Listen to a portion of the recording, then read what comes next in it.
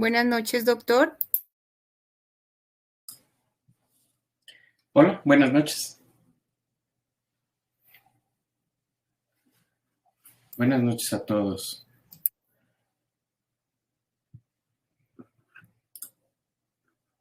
Bienvenido, doctor. Muchísimas gracias. Muchas gracias a todos quienes nos acompañan esta noche. Estoy tratando de compartir la presentación y me dices, por favor, si puedes ver mi pantalla ahora sí. Perfecto, doctor. Falta solo su presentación. ¿Y ahí cómo Perfecto, estamos? doctor. Perfecto, muchas gracias. Al contrario, muchas gracias. Pues buenas noches a todos. Vamos a empezar, si quieren, con esta presentación para pues no ir retrasándonos un poco en el tiempo. Gracias por acompañarnos en estas sesiones previas que tenemos al arranque la siguiente semana del Congreso Veterinario de Guadalajara. En esta sesión 2022, afortunadamente, vamos a retomar las actividades presenciales y, por supuesto, lo que queremos es reencontrarnos ahora en la ciudad de Tlaquepaque en el marco de nuestro ya tradicional Congreso Veterinario de Guadalajara.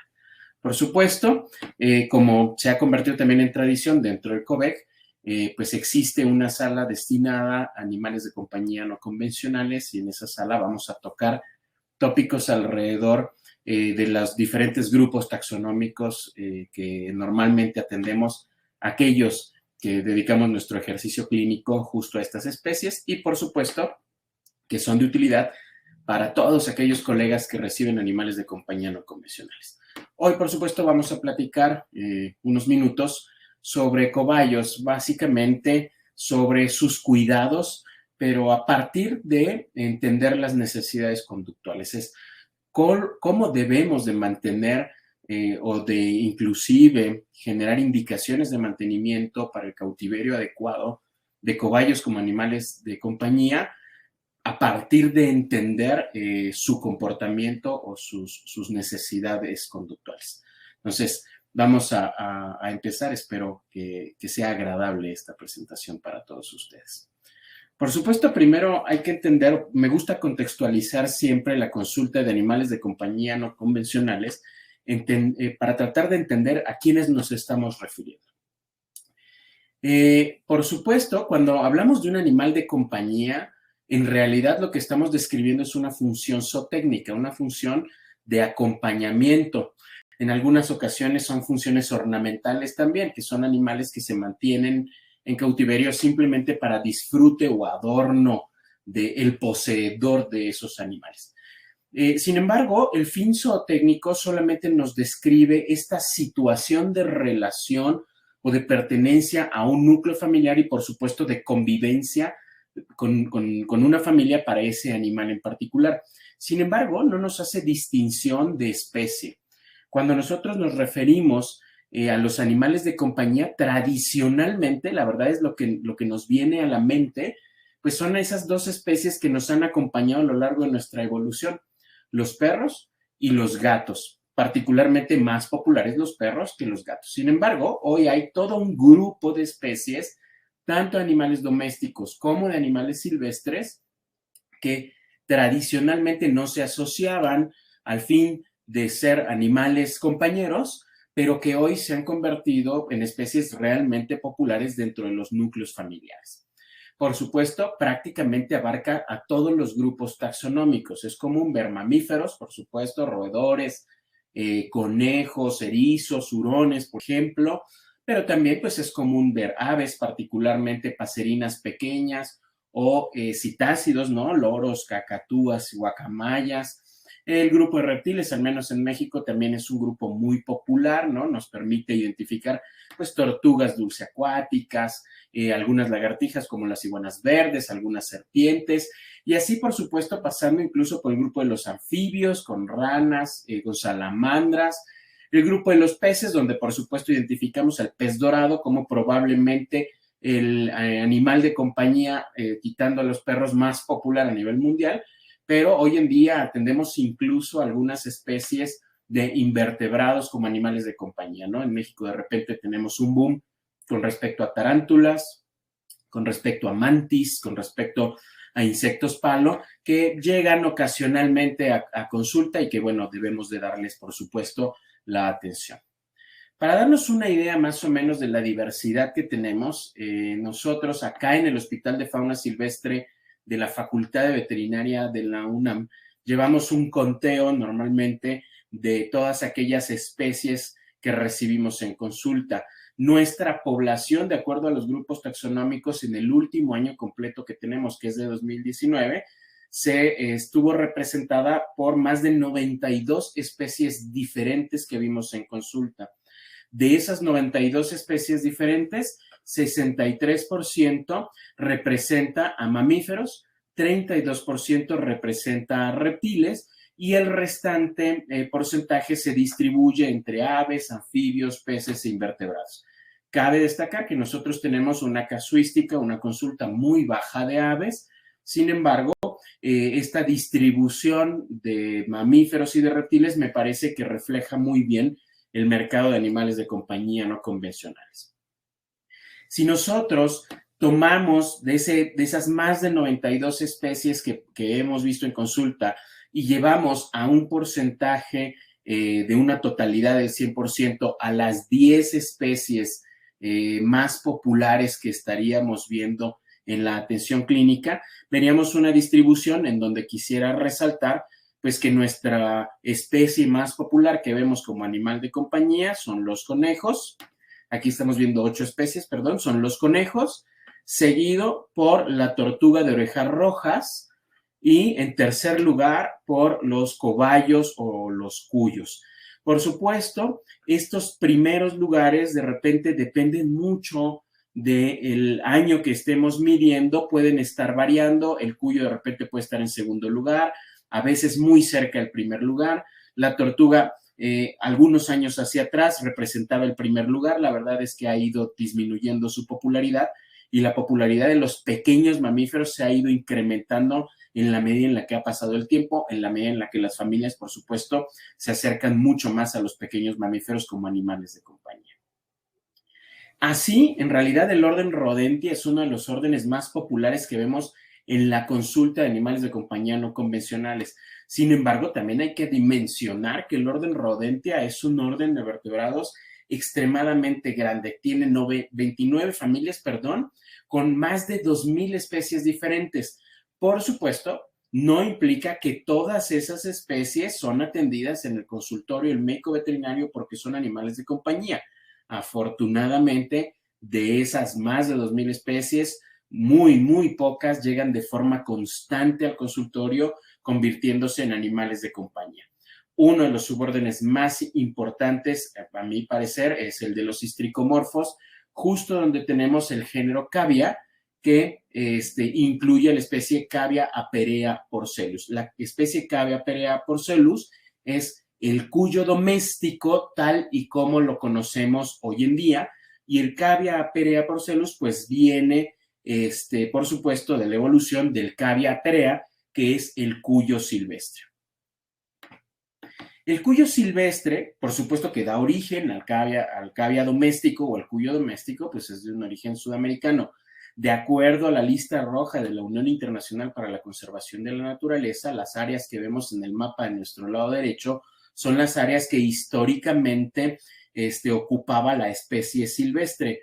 Hoy en día, al menos en la última revisión que hice de la Red List, la Unión Internacional de Conservación de la Naturaleza considera al Cavia aperea como una especie de preocupación menor. Esto es que su población se encuentra estable y que a menos de que empiece a haber una depredación o un impacto hacia su ecosistema muy grande, se podría poner en riesgo. Sin embargo, hoy en día aparentemente las poblaciones silvestres de Cavia aperea son poblaciones que se encuentran estables.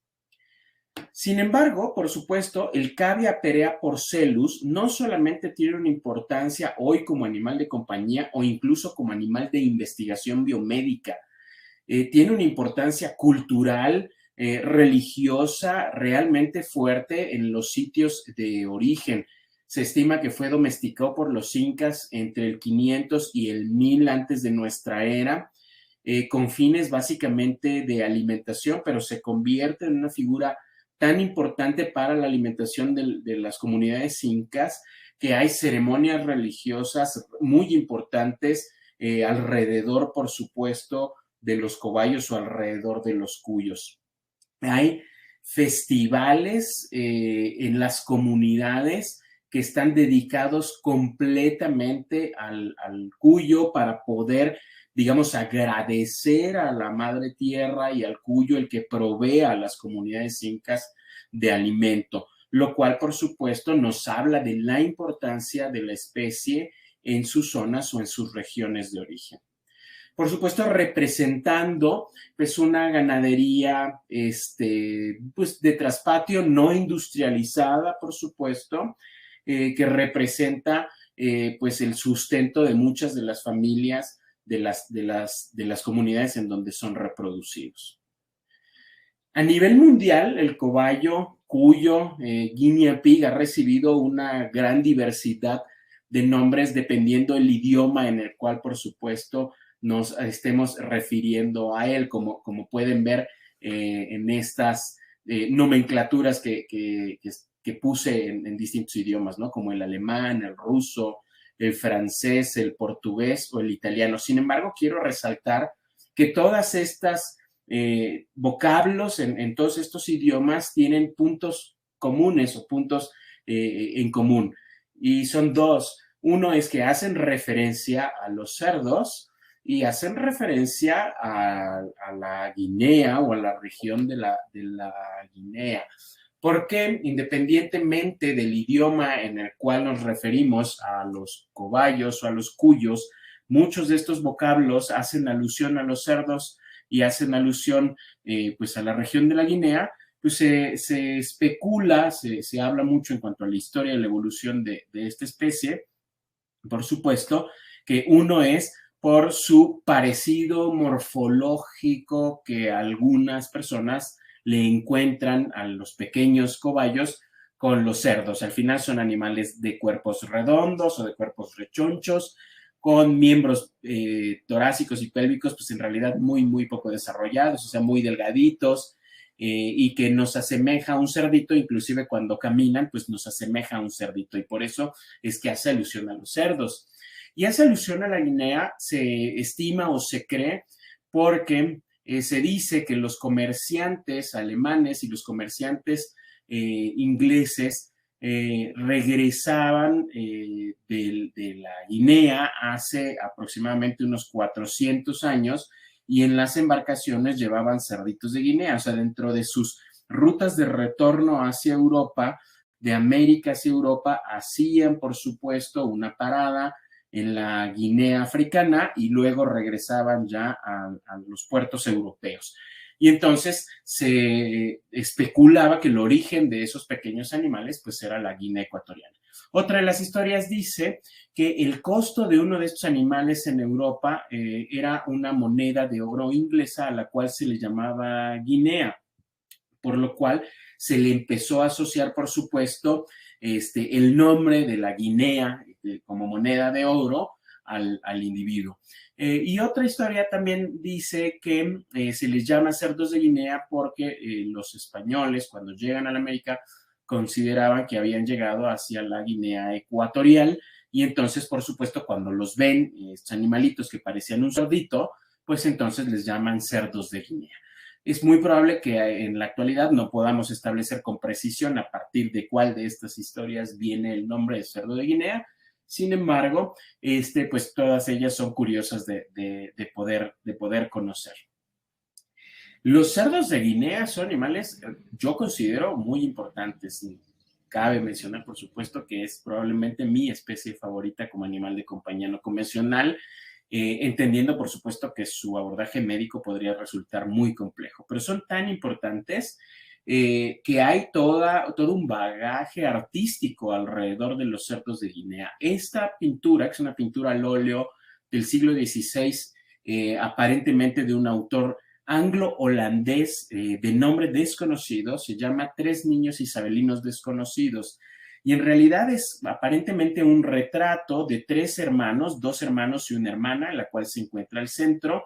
Aparentemente dicen los que reseñan esta pintura entre 5 y 7 años, probablemente 5, 6 y 7 años, asociado justo a las lecturas que tenemos en la parte alta de la pintura, ¿no? Aparentemente es un 5, un 6 y un 7, y hacen referencia a la edad de los niños que aparecen en el retrato.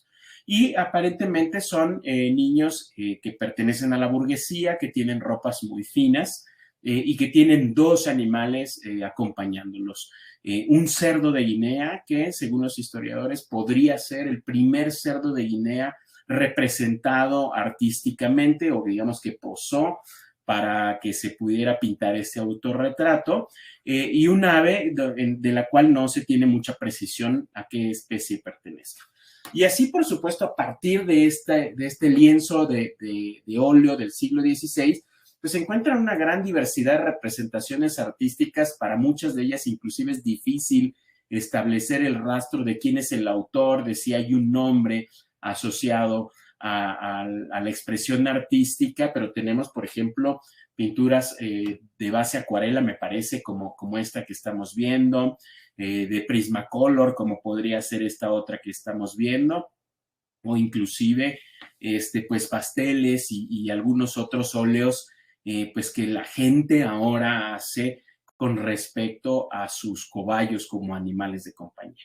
Sin embargo, no solamente han impactado en la pintura, han llegado inclusive al cine. Basta recordar esta película de Fuerza G que produce Disney, en donde pues un grupo de 4 cobayos son agentes secretos pues que tratan de salvar al mundo, ¿no? En donde resulta que pues, un topo resulta ser el malo de la película, pero este grupo de agentes secretos cobayos pues salvan a la humanidad de las garras de ese topo, ¿no? Entonces, la verdad es que si lo vemos bien, son animales, es una especie súper popular, es una especie que poco a poco está tomando su punto dentro de las casas, de las familias a nivel mundial como animal de compañía, y que influye no solamente en los hogares, sino a nivel de expresiones artísticas, como lo vimos en la pintura, pero también como lo vemos ahora en la pantalla grande, ¿no? En el cine.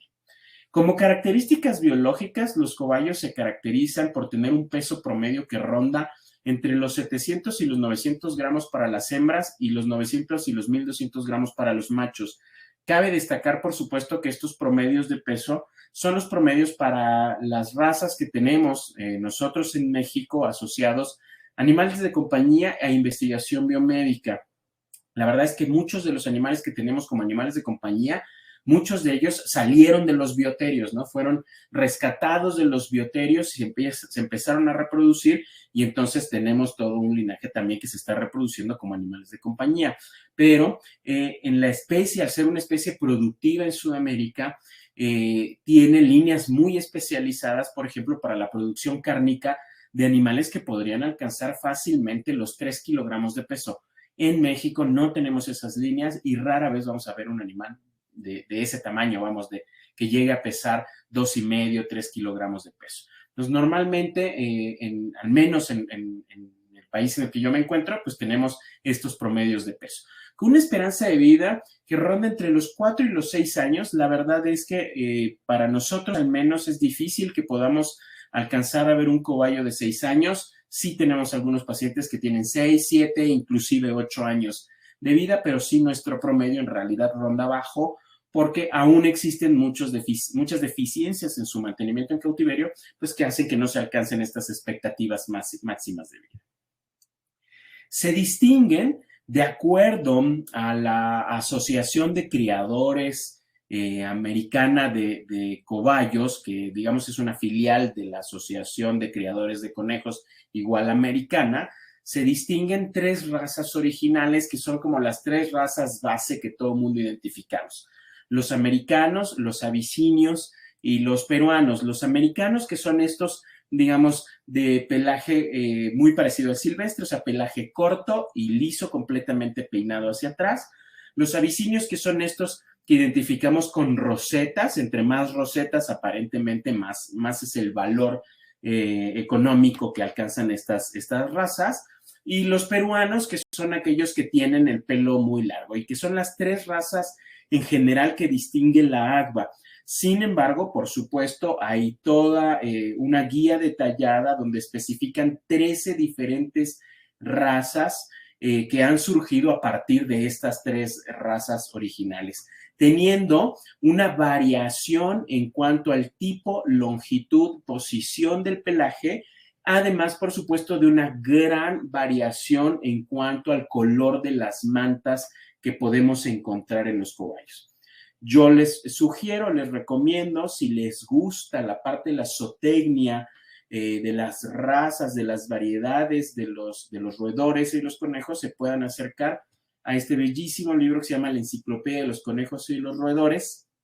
No estoy seguro que lo sigan imprimiendo, sin embargo, si tienen oportunidad de encontrarlo, es maravilloso porque van a poder apreciar fotografías de individuos que pertenecen a variedades de pelaje o variedades de color extremadamente bellos, ¿no? Y aquí tenemos, por ejemplo, americanos, ¿no? Cuyos de las razas americanos, en este caso, pues un cuyo con un pelaje muy parecido al pelaje silvestre, un agutí, aquí un agutí en un color mucho más oscuro, y como pueden ver, los americanos pero crestados, o sea, con rosetas, o al menos una roseta en la frente. Si la roseta es del mismo tono que el resto del manto, pues es un crestado inglés. Si la roseta es de un tono distinto al color del manto, es un crestado americano, por ejemplo. Y así podemos tener distintas variedades de color, como estos, que es una familia de cobayos himalayos americanos, pero en un color himalayo. Y así distintas variedades de pelaje, ¿no? El que estamos viendo en la parte de abajo, pues es un peruano como los conocemos, pero tenemos pelajes medianos rizados, a estos les llaman texel, pelajes medianos pero no rizados, a estos les llaman shelties, o inclusive pelajes más bien como despeinados, como muy crespos, que son las variedades Rex, por ejemplo, ¿no? Sin embargo, no hay aparentemente, o al menos hasta lo que yo he leído, necesariamente identificada una asociación a algún grupo o patrón particular de enfermedades directamente por la pertenencia a una raza en particular. Sí podríamos pensar, por supuesto, que las características de pelaje largo hacen mucho más complicado poder identificar algunas manifestaciones clínicas de forma temprana, particularmente asociadas a la piel, o la presencia de nodulaciones o tumoraciones, o la presencia de la valoración de la condición corporal por la cantidad de pelo que pueden tener estos individuos, pero está asociada básicamente a la característica del pelo largo y no necesariamente a una asociación directa a una característica racial específica. ¿Cuáles son los cuidados generales o los cuidados básicos que deberíamos de tener con los cuyos, o que deberíamos de recomendar a un usuario que se está acercando por primera vez a los cuyos? Y algo muy importante que creo vale la pena resaltar es que las necesidades o aquellas cosas que les proveemos a nuestros pacientes, pues tienen que ser congruentes con lo que requieren, ¿no? Necesitamos poder comprender de acuerdo a su conducta, cuáles son las características o los requisitos de albergue, sus requisitos sociales, sus requisitos de alimentación, para que entonces podamos cumplir los dominios que debemos de cumplir ahora en cuanto al bienestar animal, y entonces garantizar, por supuesto, que el individuo va a poder adaptarse a esas condiciones del medio ambiente. Son animales que en vida libre viven en manadas relativamente numerosas, entre 5 y 10 individuos, utilizando madrigueras o grietas de rocas. Hay que recordar que no son animales que sean hábiles para hacer hoyos, no son animales que utilizan sus manitas para hacer hoyitos y hacer madrigueras bajo tierra, más bien se resguardan en la hierba, se resguardan en grietas o se resguardan en madrigueras que previamente otros animales ya fabricaron, por supuesto. que en estos grupos familiares de entre 5 y 10 individuos hay una jerarquía marcada. Normalmente se encuentra un macho con una hembra dominante y un grupo de juveniles y de hembras también pertenecientes a este mismo grupo.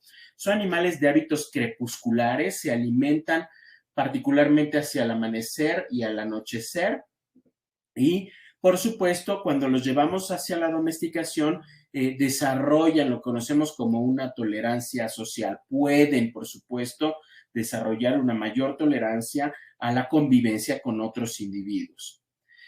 Son animales que tienen sus sentidos, particularmente el sentido del oído, el sentido de la visión, realmente agudizados. Tienen una visión de larga distancia, ojos lateralizados. Hay que recordar que son animales que en vida libre son depredados, por lo tanto necesitan una visión binocular periférica muy amplia que les permite identificar a larga distancia a un posible depredador. Una audición bien desarrollada, ¿para qué? Por supuesto, para escuchar también a esos posibles depredadores y emitir las vocalizaciones de riesgo. Una de las características que más le llaman la atención a la gente con respecto a los cobayos es la complejidad en cuanto a la vocalización que tienen. Se han descrito hasta 11 llamados distintos, categorizados en 5 categorías, valga la redundancia, funcionales. Y entonces hay ahora etólogos o expertos de la conducta que se dedican a tratar de establecer cuáles son o qué se están diciendo, vamos, entre ellos al utilizar todas estas vocalizaciones distintas. Yo les digo a mis alumnos, la verdad es que nosotros los escuchamos y a menos que tengas un oído muy fino, que conozcas muy bien a los individuos, en realidad, pues lo único que escuchamos son silbidos, ¿no? Pero estos silbidos pueden tener pues una diferencia de intensidad, una diferencia de longitud, una diferencia, por supuesto, de composición que permiten tener vocalizaciones y evidentemente comunicaciones muy complejas entre todos los individuos cobayos, ¿no? Quiero dejar que escuchen, espero que se escuche el sonido. Pero pues es una de las características más importantes de los cobayos y que llaman mucho la atención, ¿no? Se la pasan silbando y la verdad es que gritan para todo. Si se sienten mal y están espantados, gritan. Si tienen hambre, gritan. Si quieren atención, gritan. Es muy probable que estos gritos pues estén diferenciados de acuerdo a lo que están buscando. Sin embargo, pues es muy probable que para el oído humano pues no representen una diferencia importante. Decíamos, son animales extremadamente sociables, se encuentran en grupos numerosos, básicamente por cuestiones de protección. Al ser animales que en realidad en vida silvestre son depredados, pues una de las estrategias para garantizar la seguridad de los individuos, pues es vivir en grupos grandes. Esto multiplica, por supuesto, el número de ojos y el número de oídos que se encuentran atentos a un posible depredador para que en cuanto sea identificado se emita la voz de alarma y todo mundo corra a buscar resguardo, por supuesto. Entonces, son animales que esos grupos sociales pues ayudan a que se sientan seguros. En el video estamos viendo pues algunos individuos pertenecientes al cavia perea, al cuyo silvestre, que por supuesto se encuentran en un estado de vida libre. Así se ha construido, la verdad es que mucha investigación alrededor del comportamiento social con respecto a los cobayos, muchos por supuesto en condiciones a nivel de laboratorio de investigación con cobayos en bioterios o nacidos inclusive en bioterios, pero que sin embargo es investigación que puede fácilmente ser trasladada para aplicarse en aquellos cobayos que no son animales de investigación y que son animales de compañía. Así, por supuesto, sabemos que son animales muy estresables, son animales que requieren de un acompañamiento familiar y que se ha visto que este acompañamiento familiar genera una reducción del cortisol. Por supuesto, sabemos que el cortisol es una hormona que puede ser modificada por una gran cantidad de factores en los individuos, ¿no? O sea, el momento de la salida del sol a lo largo del año varía y entonces varía el cortisol. Por supuesto, la temperatura del ambiente, el contacto con individuos, etcétera, etcétera, etcétera. Hay muchos factores que modifican el cortisol. Sin embargo, sí se ha visto que el acompañamiento de más individuos de la misma especie, en el caso de los cobayos, genera una reducción importante en sus niveles de cortisol y por lo tanto nos hace pensar que genera una disminución en los niveles de estrés que tienen esos individuos. Quien ha trabajado con cobayos como animales de compañía o a nivel de investigación sabrá que son animales muy estresables. Por supuesto, en el acompañamiento no familiar, o sea, no con animales no emparentados, podríamos llegar a estresarlos, particularmente si tenemos, por ejemplo, dos machos conviviendo juntos, una relación macho-macho. Aunque no veamos conductas agonísticas, o sea, aunque no veamos conductas que nos haga pensar que están teniendo encuentros de pelea, por ejemplo, sí se ha visto que sus parámetros fisiológicos se empiezan a incrementar, particularmente aquellos que nos hacen pensar que el nivel de estrés se incrementa, como lo es nuevamente la medición del cortisol, particularmente una elevación en el macho no dominante. Esto es, se estresa mucho más el macho no dominante y sus niveles de cortisol empiezan a subir, lo cual podría generar incluso manifestaciones clínicas como anorexia o adipsia, o sea, que los animales dejen de comer y que los animales dejen de beber. Entonces, aunque por supuesto la indicación es que existan grupos de cobayos porque el acompañamiento familiar es importante y reduce el estrés, cuando este acompañamiento no es familiar y normalmente se asocia a la presencia de dos machos, pues es muy probable que estos dos machos empiecen a tener encuentros agonísticos en donde uno de ellos se convierte en dominante y entonces, por supuesto, podría generarle un incremento de estrés al otro, ¿no? Aquí estamos viendo, por ejemplo, un par de machos que están teniendo un encuentro agonístico, ¿no? Un encuentro en donde, pues, básicamente se está tratando de establecer, pues, quién es el dominante, quién es el que lleva ahí la batuta y, por supuesto, pues, el otro sencillamente va a entrar en un proceso en el cual, pues, se va a sentir muy estresado y probablemente sus niveles de cortisol se empiecen a incrementar. Aunque no veamos este tipo de comportamientos en una pareja de cobayos macho, alguno de los dos podría tener un nivel de estrés muy elevado, por lo que en general no se recomienda tener dos cobayos machos conviviendo.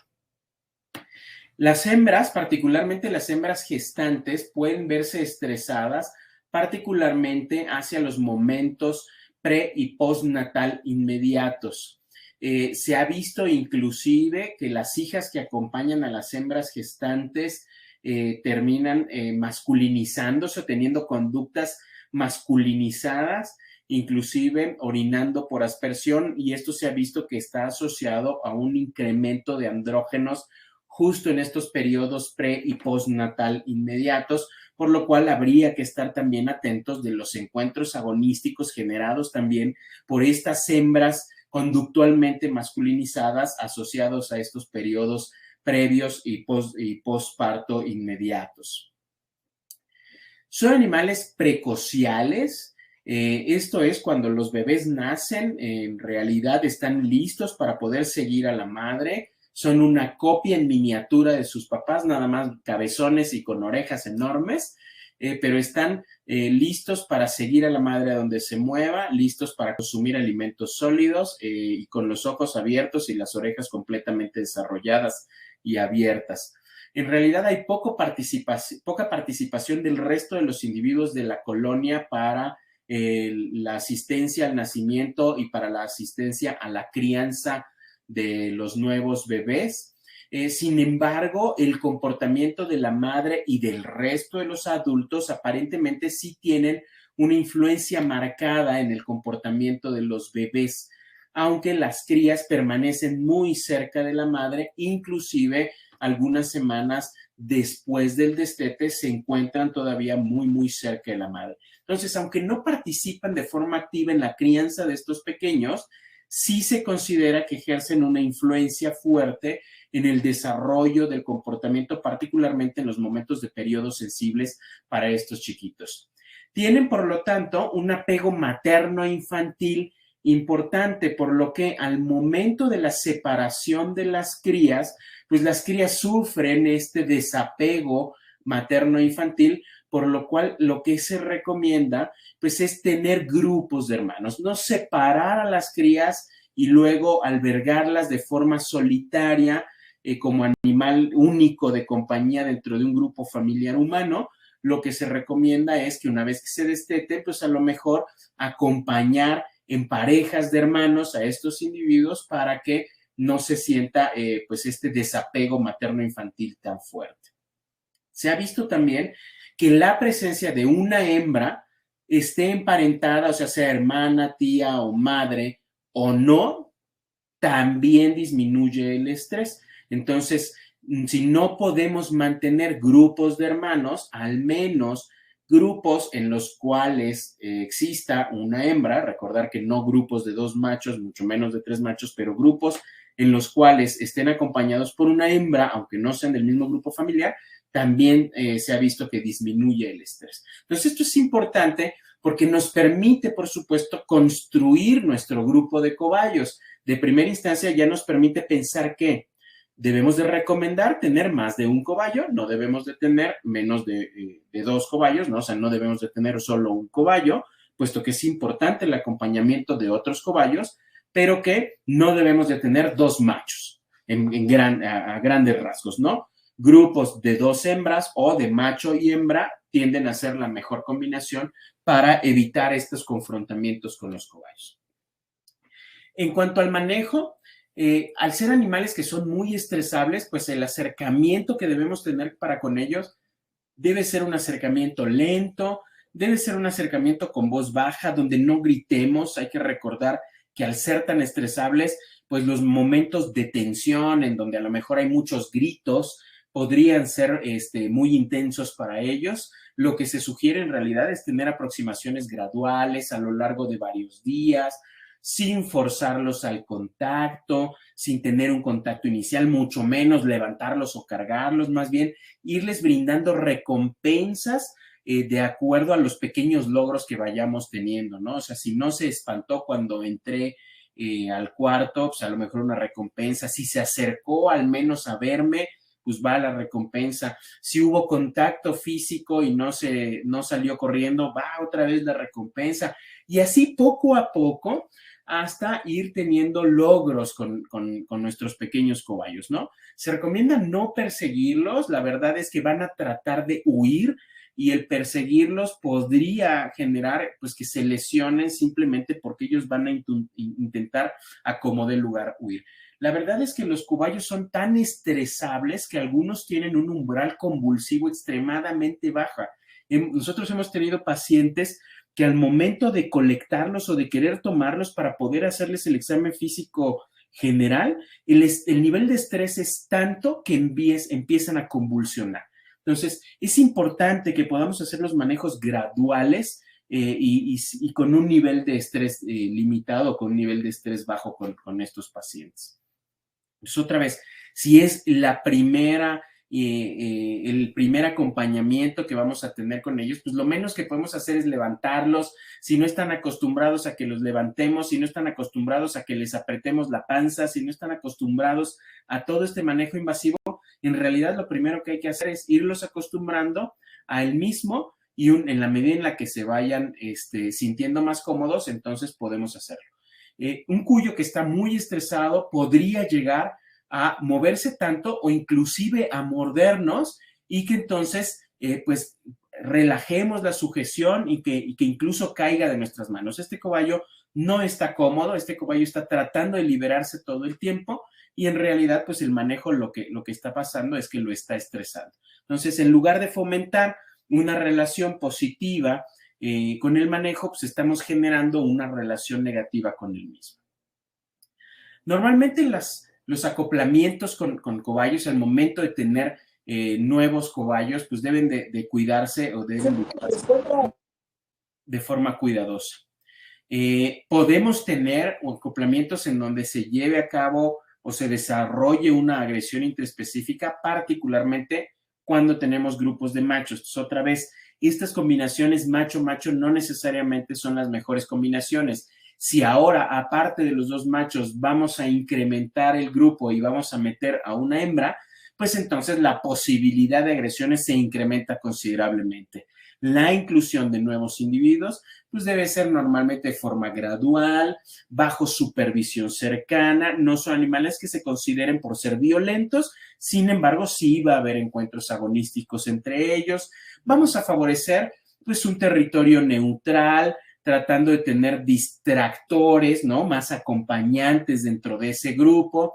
Podríamos intentar inclusive empezar a hacer acoplamientos graduales con jaulas contiguas, o sea, que no exista un contacto físico con ellos, sin embargo, que puedan verse, que puedan escucharse, que puedan olerse. Poco a poco podemos ir acercando más esas jaulas hasta que haya un contacto jaula con jaula y luego, por supuesto, inclusive hacer un intercambio de jaulas. Sin que haya todavía un contacto con ellos, sacarlos de su jaula, meterlos a la jaula del otro y ver cómo empieza a hacer esta respuesta para con la jaula del otro. Por supuesto, con el previo conocimiento a la distancia, gradual acercamiento, para que una vez que ya tengamos pues, un acercamiento ya más trabajado, podamos ahora sí tener un contacto físico con una posibilidad de agresión intraespecífica mucho más baja o de un menor riesgo, ¿no? Simplemente si agarramos un cobayo nuevo y lo llevamos a un nuevo contexto donde ya hay otros cobayos, pues podríamos tener este tipo de conductas, ¿no? Un cobayo que aparentemente es el dominante, como este blanco, con un cobayo nuevo que aparentemente es el más pequeño, porque es inclusive más pequeño de talla que los demás, pues va a hacer pues, que estos encuentros, encuentros agonísticos, estas agresiones, pues persistan y que incluso pueden llevar a que se peleen y que alguno de los dos cobayos salga lastimado. Entonces, normalmente estos acoplamientos tienen que ser acoplamientos graduales, acoplamientos que tengan que estar cuidados y muy, muy de cerca por el grupo, ¿no? Por el grupo familiar o por el humano. Con lo que respecta a otras especies, hay que recordar que son animales presa. Las relaciones depredador-presa pueden ser realmente muy estresantes. Vean este video en donde, por supuesto, pues tenemos un par de cachorros de perros, llevamos al cobayo y para los cachorros de perros, por supuesto, pues termina siendo una novedad. Empiezan pues a ladrarle, de acuerdo a la lectura corporal que vemos de los perros, pues para los perros es más bien un juego, no es una agresión, es más bien un juego. Sin embargo, para el cobayo, en realidad, esto no podría ser necesariamente agradable. Al cobayo podría estresarle este tipo de encuentros que podríamos llegar a ver con los perros. Entonces, estos acoplamientos de especies diferentes también deberían de ser graduales, también deberían de estar monitoreados de cerca por el grupo familiar y nunca dejar a los cobayos solos con los perros o con los gatos porque podríamos tener desenlaces trágicos con ellos, ¿no? Nuevamente. Por supuesto, con algunas especies que tienen un potencial de depredación mucho más alto que los perros, como podrían ser los hurones, estos acoplamientos podrían ser todavía más catastróficos. Yo les digo siempre a mis alumnos, los hurones, o sea, nosotros los vemos en la consulta y son animales súper tiernos, súper lindos, sin embargo, son grandes depredadores. Son animales que en cuestión de segundos podrían atacar a un cobayo y matar al cobayo. Y entonces estas situaciones son realmente estresantes para los cobayos, por lo que yo en mi particular punto de vista no consideraría que es adecuado mantener depredadores tan eficientes como son los hurones en convivencia con cobayos o en convivencia con conejos, por ejemplo. Entonces a mí me parece que estas relaciones sí habría que ponerlas bajo la lupa y tenerlas muy, muy restringidas. De acuerdo a sus consideraciones de mantenimiento, si vamos a tener grupos pequeños, pues hay que favorecer que exista un solo macho. Si vamos a tener grupos más grandes en donde podamos tener más machos, pues debemos de tener más bien superficies mucho más grandes para que puedan convivir estos grupos familiares y que no exista esta competencia por recursos. En el caso de las hembras gestantes, pues hay que tratar de proveerles un ambiente tranquilo, para que no se estresen, particularmente hacia el final de la gestación, tratar de mantener la estabilidad del grupo, la unión. No sería el mejor momento para incluir un nuevo cobayo, el momento en el cual estamos cercanos al parto de una de las hembras, pues no sería el mejor momento, ¿no? Hay que tratar de mantener la estabilidad y la unión al interior del grupo, y los acoplamientos pues tendrían que ser supervisados. Nuevamente, una planificación de grupo. ¿Cuántos individuos quiero tener? ¿Cuántos individuos voy a incluir? ¿En qué momentos? ¿De qué edades? ¿De qué sexo voy a incluir esos individuos? Para tener pues un éxito en este acoplamiento de nuestros individuos. Son animales, decíamos, de hábitos diurnos, pero más bien de una gran actividad crepuscular, ¿no? La actividad de forrajeo más importante es hacia el amanecer y hacia el atardecer, con periodos intermitentes entre actividad, descanso y alimentación. Yo siempre digo que si algún día voy a reencarnar en un animal, quisiera reencarnar en un cobayo, porque lo que hacen es comer, dormir y caminar muy poco, comer, dormir y tener muy poca actividad. Cuando los llevamos a cautiverio como animales de compañía, por supuesto, debemos de ofrecerles un albergue. Y la posibilidad de albergues tanto internos como externos es una posibilidad que todos los tutores de cobayos deberían de explorar. Por supuesto, los albergues internos deben de contar con sustratos adecuados, sustratos suaves, que además sean absorbentes para poder pues captar la orina que producen, pero que al mismo tiempo sean suaves para darle soporte y amortiguamiento a sus patitas. Uno de los grandes problemas que vemos en los cobayos son problemas de pododermatitis, y muchos de ellos están asociados al tipo de sustrato en el cual se encuentran, y no necesariamente la calidad del sustrato en cuanto a su abrasión, más bien la calidad del sustrato en cuanto a su capacidad de amortiguamiento de peso. O sea, mientras más acolchonado esté el sustrato, más capacidad de amortiguamiento tiene, y la posibilidad de desarrollar pododermatitis en realidad es mucho más baja que si tienen un sustrato muy duro. Los pisos de loseta, por ejemplo, de loseta cerámica, son pisos que son no abrasivos, pueden ser muy lisos, pero que son muy duros. Y entonces estos pisos no fomentan que exista una adecuada circulación en las regiones palmares y plantares de los cobayos, y a largo plazo desarrollan cuadros de pododermatitis. Entonces debe de haber un buen balance entre albergues internos y sustratos adecuados y albergues externos. Hablando de albergues externos, pueden ser albergues incluso al aire libre. ¿Por qué? Son animales que no escalan, entonces no van a salir corriendo por la barda como otros roedores. Son animales que no escarban, y entonces tampoco van a hacer un hoyo para salir corriendo por debajo de la barda como los conejos o como algunos otros roedores, lo cual los hace animales que sean muy, muy interesantes para poder tener en el jardín. Yo conozco algunos tutores que sus cuyos no tienen resguardos internos, no tienen resguardos al interior de la casa, que viven en un jardín, en donde en ese jardín, que está al aire libre, tiene por supuesto zonas de resguardo climatológico donde pueden ellos fácilmente esconderse, pero que muchos de ellos viven libres en el jardín. Si no es el caso, o inclusive si existe riesgo de depredación en el mismo jardín por gatos ferales, por ejemplo, o por rapaces urbanas que ahora tenemos en muchas ciudades, pues entonces se pueden tener este tipo de jaulas que les permite tener pues contacto con el medio ambiente, contacto con el piso, consumo incluso de los pastos nativos, pero vivir protegidos, por supuesto, de la depredación posible.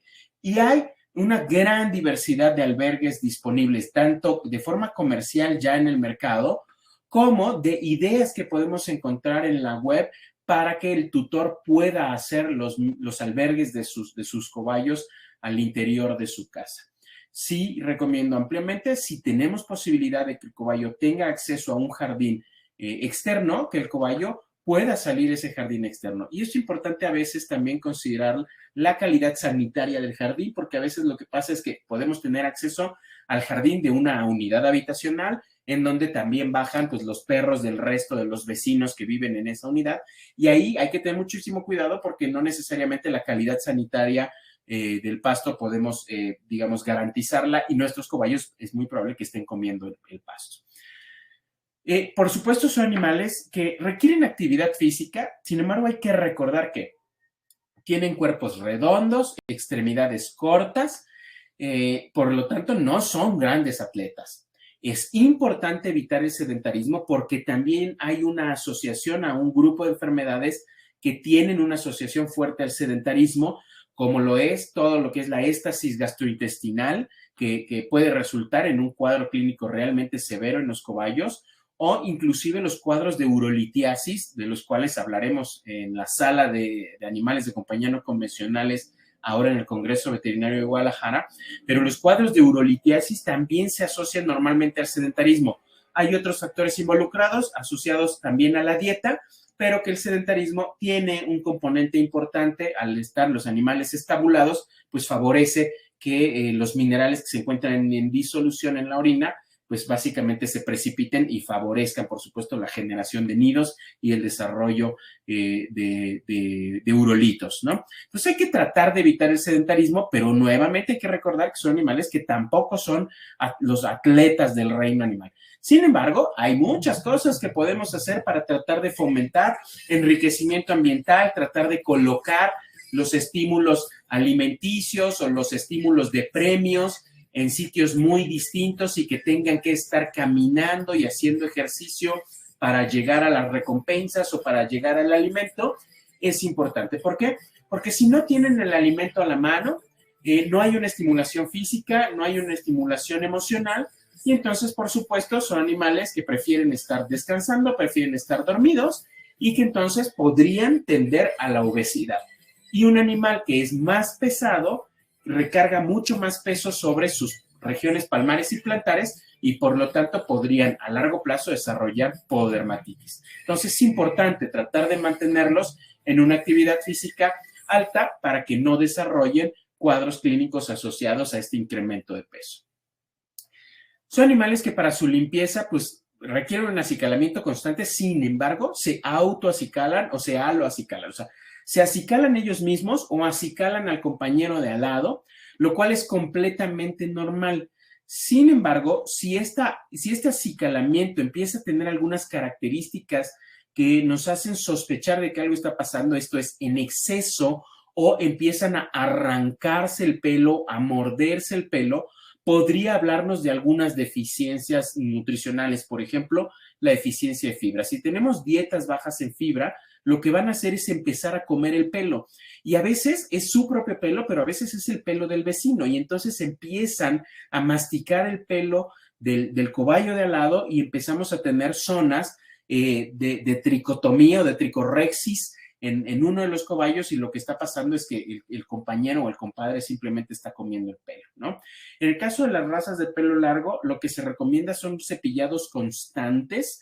Muchas veces lo que sucede es que no los cepillan los tutores y entonces viene el acúmulo de excremento alrededor del pelo y de repente nos damos cuenta pues que hay mucho excremento, que incluso hay ya una dermatosis asociada a la presencia del excremento, a la presencia de la orina, y entonces lo que hay que hacer es cepillar constantemente a estos animalitos que tienen pelo largo. No se recomiendan los baños rutinarios, la verdad es que les estresan mucho los baños. Si queremos acostumbrarlos a los baños otra vez, tiene que ser aproximación gradual, cuando son chiquitos, en los periodos sensibles de los cobayos, pero en términos generales no recomendamos los baños a menos que sean extremadamente necesarios. Aquí estamos viendo, por ejemplo, pues, un cuyo que se está acicalando y eso es algo que hacen todo el tiempo, se acicalan, se acicalan, se acicalan, se acicalan.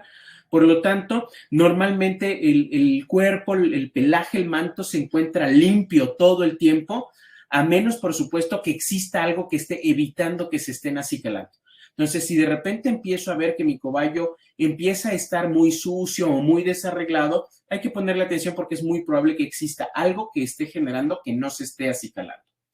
Son animales herbívoros, monogástricos, fermentadores postgástricos, por lo tanto requieren un alto contenido de fibra en la dieta para fomentar la fermentación secal y para fomentar el peristaltismo, particularmente del ciego y del colon.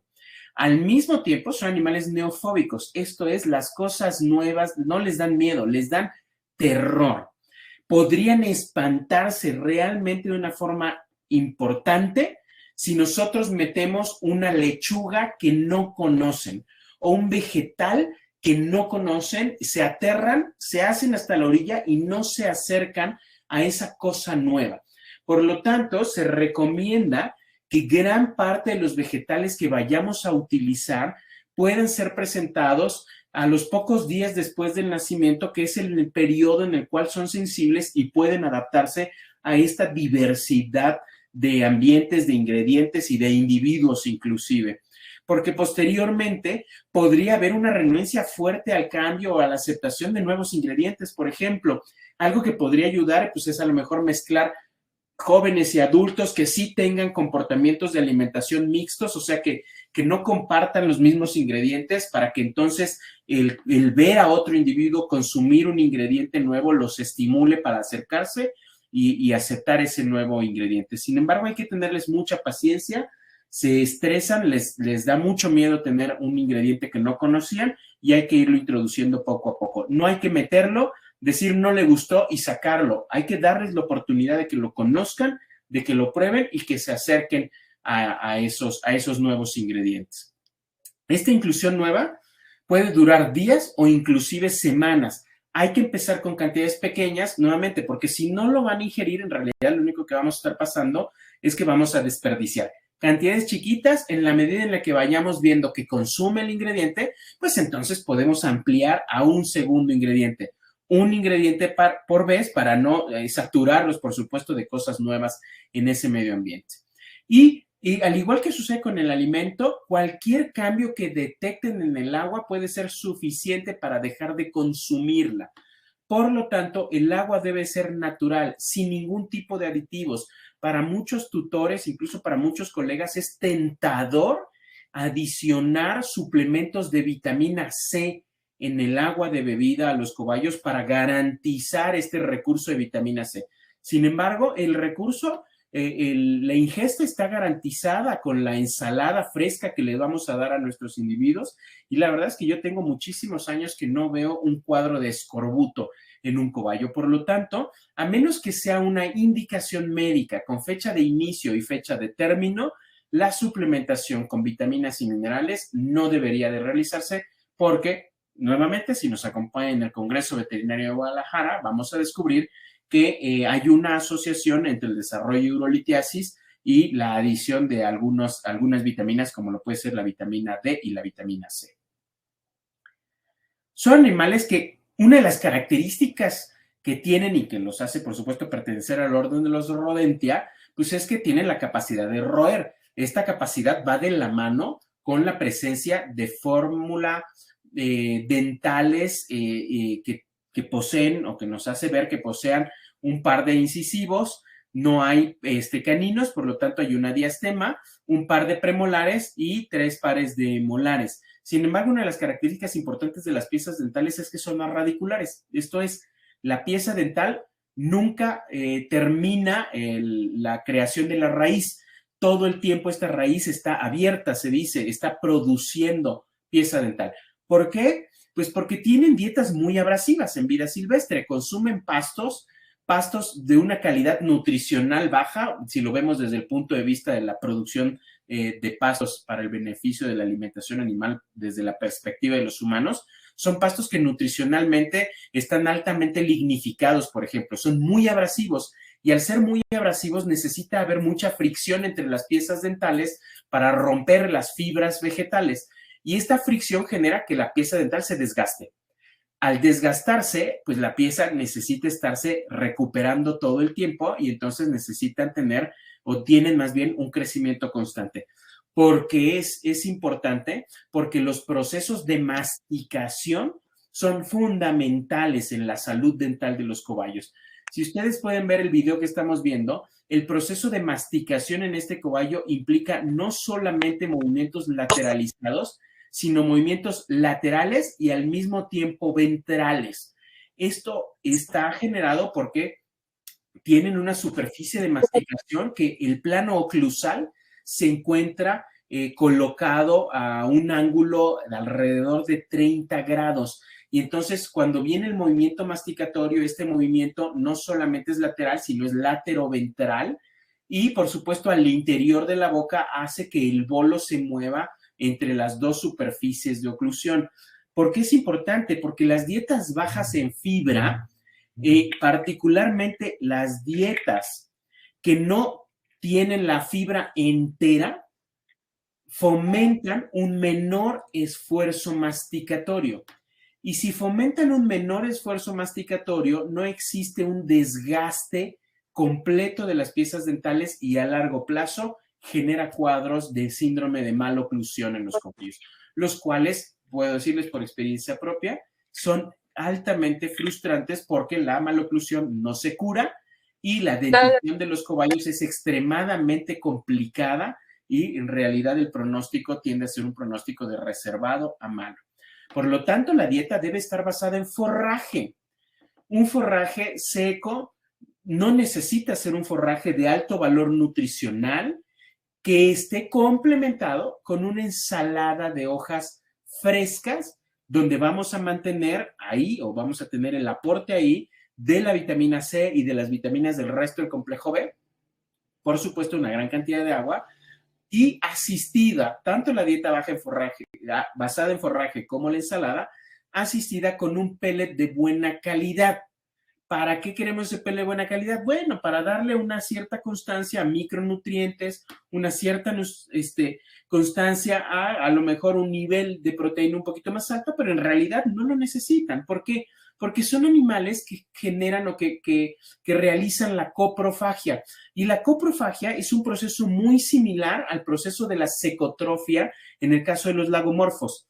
Tiene sus diferencias muy específicas, ¿no? No producen un excremento blando o un secotrofo como sí lo hacen los conejos y el resto de los lagomorfos, pero sí consumen su pellet de excremento para darle, digamos, un complemento de proteína de origen bacteriano, de vitaminas del complejo B, de ácidos grasos volátiles, por supuesto que dependen de la fermentación. Entonces, al depender de la fermentación, necesitamos grandes cantidades de fibra y la fibra en partículas grandes también fomenta la peristalsis del ciego y del colon. Por lo tanto, la dieta basada en forraje es importante. Al no tenerla, entonces, cuadros de disenterobiosis y cuadros de síndromes maloclusivos es lo más común y es tristemente lo más difícil de solucionar en los cobayos. Con respecto a la vitamina C, decíamos, son animales deficientes en la producción de su propia vitamina C y al ser deficientes son susceptibles a desarrollar la enfermedad por deficiencia de vitamina C, que es el escorbuto. Por lo tanto, una práctica común es la suplementación. Hay que tener muchísimo cuidado, incrementa el riesgo de urolitiasis. Se ha visto que el darles una ensalada verde es suficiente para cubrir los requerimientos de mantenimiento que son de 10 miligramos por kilogramo de vitamina C al día. Se puede ir hasta 30, dependiendo del estado fisiológico. En las hembras gestantes se incrementa considerablemente, en las hembras lactantes de la misma forma. Sin embargo, de mantenimiento 10 miligramos por kilogramo al día es más que suficiente. Cualquier vegetal fibroso de hoja verde es suficiente para cubrir estos requerimientos mínimos de vitamina C que requieren. Por lo tanto, hay que tratar de no suplementar. Esta es la pirámide de la alimentación, lo llamamos, ¿no? El plato del buen comer, aunque no es un plato, es la pirámide de la alimentación del cobayo. Yo siempre he dicho que los cobayos y los conejos tienen pirámides de la alimentación que se parecen mucho, porque la base de la pirámide son forrajes. Forrajes frescos. Puede ser Timothy, claro, por supuesto, puede ser un forraje comercial como lo es el Timothy, pero también puede ser heno de avena, puede ser heno de cebada, heno de centeno. Tratar de que no sean enificados de leguminosas porque son altos en componentes cálcicos y altos en proteína. Normalmente son forrajes de cereales. Acompañado después en la parte media de la pirámide de la alimentación de vegetales frescos y al final por peletizados o premios, incluyendo las frutas, ¿no? Hay que dar muy pocas frutas porque hay que recordar que tienen carbohidratos simples y al caer los carbohidratos simples a un sistema de fermentación, pues favorecen la fermentación, viene una sobrefermentación, una acidificación del pH del intestino y una proliferación de bacterias que no queremos que estén proliferando. Entonces es importante tratar de respetar la pirámide nutricional que va de acuerdo con los requerimientos nutricionales y de alimentación y de comportamiento en los cobayos. Tiene un ciego muy grande al ser fermentadores posgástricos. Se dice que representa entre el 60 y el 70% del contenido de todo el tubo digestivo, lo cual realmente es importante. Un tránsito gastrointestinal de 20 horas. No es un tránsito largo como lo es el de los fermentadores pregástricos, pero los fermentadores pregástricos, los rumiantes, por ejemplo, hacen el proceso de fermentación antes de la superficie de absorción en el tubo digestivo. Por lo tanto, hacen el proceso de fermentación previamente y entonces tienen tránsitos gastrointestinales súper largos. Los fermentadores posgástricos, la cámara de fermentación está después de la superficie de absorción del intestino. Por lo tanto, hay que darle fermentación al contenido, pero luego hay que meterlo de nuevo al sistema. Por lo tanto, no puede ser tan largo. Sin embargo, sí se ha visto que realizan la coprofagia hasta 66 horas, de que el pellet es expulsado y vuelve a ingresar, puede pasar 66 horas dentro del tubo digestivo, lo cual nos habla, por supuesto, de la importancia del proceso de coprofagia, como lo es la importancia del proceso de secotrofia en el caso de los conejos. En el caso de las letrinas, hay que normalmente ubicarlas a la periferia del encierro para que ellos puedan acercarse a utilizarlas. La verdad es que algunos se acostumbran a defecar específicamente y a orinar específicamente en las letrinas. Sin embargo, no necesariamente todos los individuos se acostumbran a utilizarlas. Son individuos que orinan y defecan normalmente en todos lados donde van caminando. Producen grandes cantidades de excremento, por supuesto, grandes cantidades de orina, por lo cual el cambio del sustrato debe ser todos los días. Si tenemos animales que se acostumbran a utilizar las letrinas, entonces el cambio en las letrinas tiene que hacerse diario y el cambio del sustrato en general podría no necesariamente hacerse todos los días, dependiendo de qué tan sucio se encuentre ese sustrato. Es un proceso pasivo, la defecación normalmente producen excrementos pues firmes, oscuros, cilíndricos, que algunas de ellas, particularmente las que son consumidas, son suaves, se toman directamente del ano, de la región perineal, al igual que los conejos, cuando viene un secotrofo, el conejo sabe y se voltea para tomar el secotrofo. Los cobayos exactamente, cuando viene un excremento que va a ser reconsumido, yo podría decir que sí es un excremento más suave, se voltea directamente y lo colectan de la región perineal. Por eso es que a mí me parece que es muy factible hacer un símil entre el proceso de secotrofia y el proceso de coprofagia. Sin embargo, tienen características distintivas también importantes. Pero es un proceso indispensable.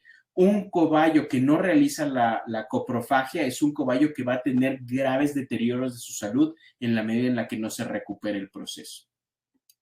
De acuerdo a la micción, siguiendo con las conductas de eliminación, son animales que producen orinas ligeramente amarillentas, ligeramente turbias a blanquecinas, hasta espesas. Esto va a depender, por supuesto, de la alimentación que les estemos nosotros dando. No es raro que orinen en condiciones de estrés. Muchas veces levantamos a los pacientes para revisarlos y se estresan y entonces orinan y ahí viene pues, nuestra muestra de orina, por supuesto, ¿no? Sin embargo, sí, su proceso miccional es un proceso relativamente pasivo. Se ha visto que bajan ligeramente los miembros pélvicos, elevan ligeramente la cabeza y es el indicativo de que viene el proceso miccional o que van a orinar. Sin embargo, en muchas de las ocasiones apenas es perceptible la conducta y simplemente cuando vemos ya están orinando, ya están regalándonos ahí la muestra, ¿no? Y a veces no lo notamos. Los machos se ha visto que alcanzan la pubertad entre las 10 y las 12 semanas, sin embargo, otra vez, podrían exhibir conductas reproductivas, conductas de monta desde las 4 semanas.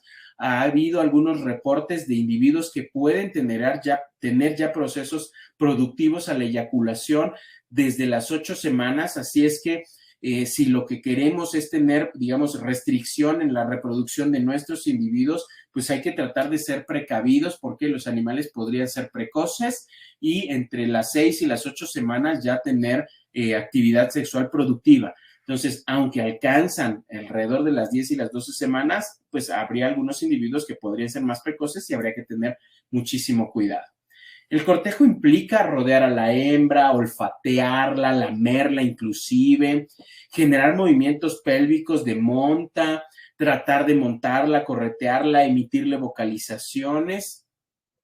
En el caso de las madres e hijas que viven juntas, el comportamiento aparentemente se encuentra suprimido, sin embargo, no en todos los casos, y este comportamiento se activa después de un periodo de separación. Los machos persiguen a las hembras. Una vez que la hembra se encuentra receptiva, tienen cópulas que son muy cortas, con una eyaculación inmediata. La verdad es que la mayor parte del proceso es un proceso de cortejo, en donde el macho va a vocalizar hacia la hembra, la va a empezar a seguir, va a empezar a olerla, va a empezar a darle pequeñas mordiditas para ver qué tan receptiva se encuentra la hembra, y una vez que se encuentra receptiva, pues va a intentar montarla, ¿no? Entonces se va a acercar, le va a oler la región perineal, la región genital, va a intentar montarla. Si la hembra está receptiva, pues simplemente va a levantar la región de la grupa para facilitarle la tarea de la cópula al macho. El macho va a poder copular con la hembra, rápidamente va a eyacular y sencillamente se terminó. Lo va a hacer, por supuesto, en varias ocasiones, tanto como la hembra se lo permita, y va a hacer tantos intentos mientras la hembra se encuentra en celo, aún no estando receptiva, lo va a intentar hasta que la hembra se encuentre receptiva, por supuesto. En el caso de las hembras, alcanzan la pubertad entre 4 y 6 semanas, son más precoces, son animales poliéstricos continuos con un ciclo estral que dura entre 15 y 17 días de ovulación espontánea. Hacia el proestro viene un aumento de actividad, las hembras empiezan a perseguir a los machos emitiendo un sonido gutural, un sonido como de ronroneo, que es parte del proceso reproductivo y de cortejo, tanto para los machos como para las hembras, muy, muy característico, muy específico. Un estro que dura entre 6 y 11 horas, caracterizado por lordosis y dilatación vulvar, lo cual nos habla, por supuesto, de una hembra receptiva. Y en el caso de que queden gestantes, el promedio de la gestación ronda alrededor de los 60 días, no presentan conducta de nido y tienen un promedio de crías que va entre las 2 y las 4, sin embargo, se han reportado hembras con partos que van desde una cría hasta 13 crías, por ejemplo. Solo tienen 2 glándulas mamarias inguinales, sin embargo, ese no es una restricción para que puedan tener partos mayores a 2 crías. El parto puede llegar a durar hasta 30 minutos, con una diferencia entre nacimiento de una cría y otra que ronda alrededor de los 3 minutos. Normalmente es un proceso realmente pasivo, si podemos ver aquí en el video, la hembra, o sea, el ambiente en el cual se encuentra la hembra no tiene más señales de generación de nido. Sencillamente llega el momento del parto, viene el nacimiento de la cría, por supuesto, la hembra se voltea una vez que nace la cría y entonces se acerca para empezarla a limpiar, empezarla a lamer. Unos minutos más adelante va a venir pues el nacimiento del resto de las crías, ahí la hembra se voltea, por ejemplo, y entonces empieza a limpiar a su cría. Unos momentos más adelante, una vez que ella, por supuesto, acabó de limpiar a su cría, entonces viene el nacimiento de las demás, las cuales va a limpiar también, y las crías, se encuentran listas para poder empezar a seguir a la madre unos pocos minutos después de que nacieron. O sea, como ven, las crías están húmedas todo el tiempo, o todavía, unos minutos después de que nacieron. Una vez que nace la última cría, viene la expulsión de la placenta, se come la hembra la placenta, y por supuesto las hembras se encuentran listas para poder seguir a la mamá e inclusive para empezar a probar alimento sólido que la misma madre prueba. La lactación dura entre 5 días y 3 semanas, sin embargo, como les decía, pueden tener un consumo de sólidos desde el nacimiento y las hembras tienen solo 2 glándulas mamarias inguinales y las hembras se sientan para facilitar la lactancia de sus pequeños. La madre los estimula para que orinen y defequen las primeras 2 semanas y los pequeños también empiezan a probar el excremento de la madre, lo cual les permite tener una población de microorganismos que se encuentran directamente en el excremento de la madre para empezar, por supuesto, a generar condiciones óptimas para los procesos de fermentación de la fibra que son tan importantes en estos pequeños.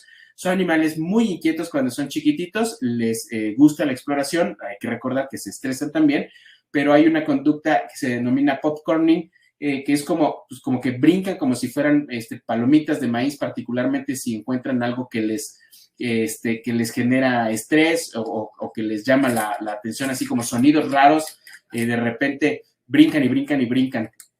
A mí me parece muy gracioso, entonces cuando tengo familias de cuyitos, a veces hacemos ruiditos con papel o inclusive con la boca, les hacemos...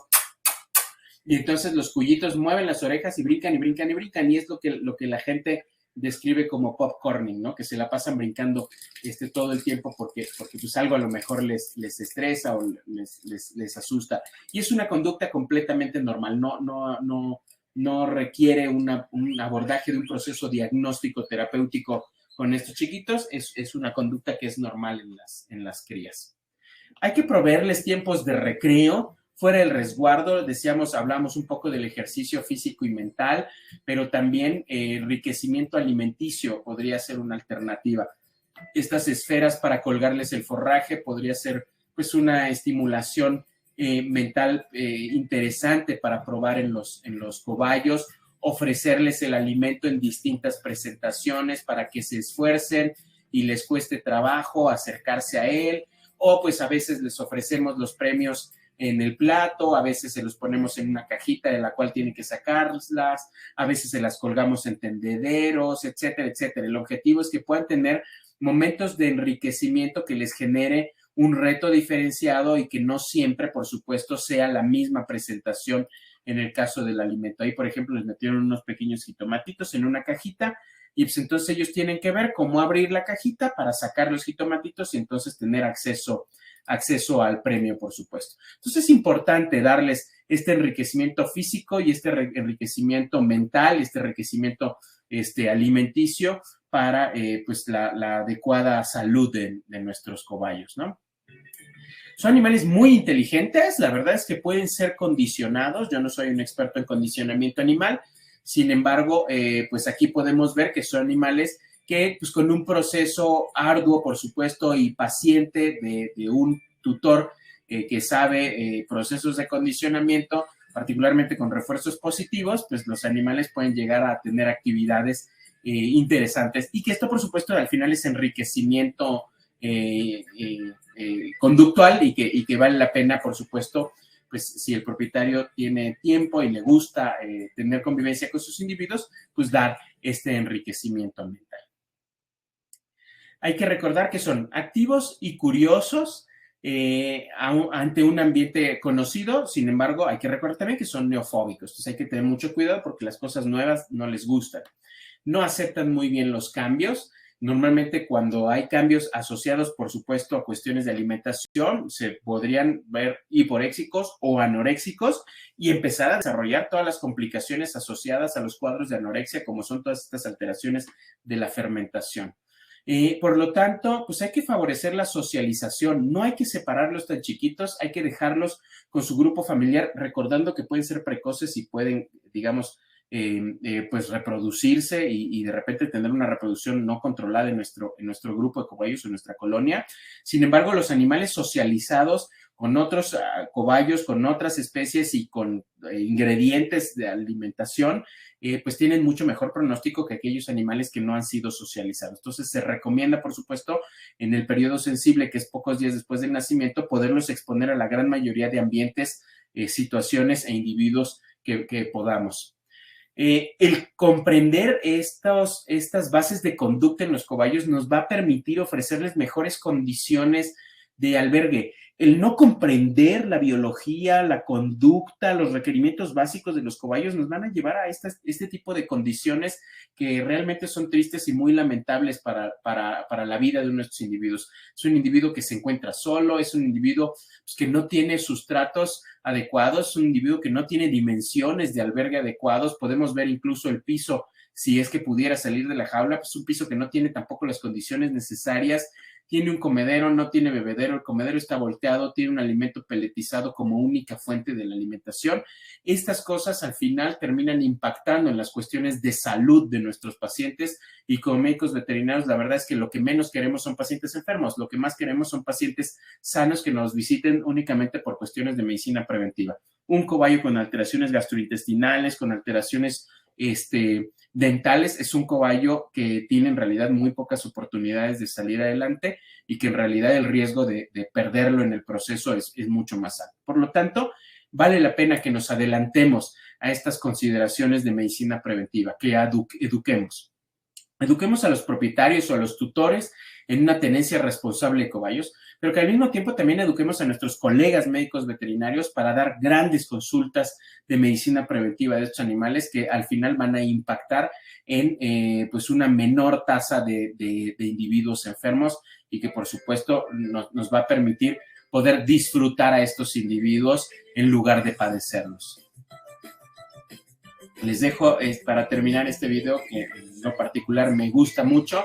Es un zoológico infantil que tiene una colonia de cuyos importantes, cuyos que se encuentran condicionados, cuyos que están pues, muy bien condicionados al contacto con los humanos y que entran y salen todo el tiempo de su jaulita a esa pequeña islita que tienen al centro para tener el contacto con los niños cuando llegan a este zoológico de contacto. Muchas gracias por su atención, espero que haya sido de su agrado y espero que podamos vernos en algún momento en el Congreso Veterinario de Guadalajara.